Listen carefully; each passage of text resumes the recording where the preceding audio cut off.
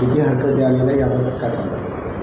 महानगरपालिकेच्या येत्या सार्वत्रिक निवडणुकीच्या अनुषंगाने प्रभाग रचना फॉर्मेशन केलं होतं आणि प्रारूप प्रभाग रचना प्रसिद्ध केली होती. त्याला 22 ऑगस्टपासून तर 4 सप्टेंबरपर्यंत हरकती नागरिकांना नोंदवायच्या होत्या.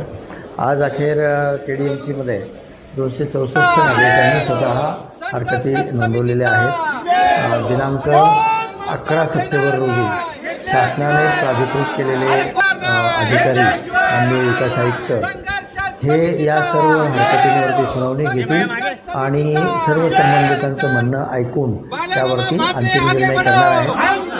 ह्या सर्व हरकती ऐकल्याच्या नंतर 3 ते 6 ऑक्टोबर दरम्यान अंतिम जी काही वाढ रचना आहे ती प्रसिद्ध करायची.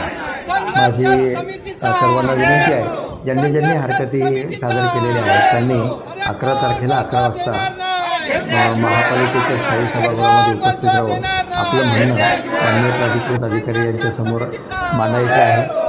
ही मी सर्वांना विनंती करतो.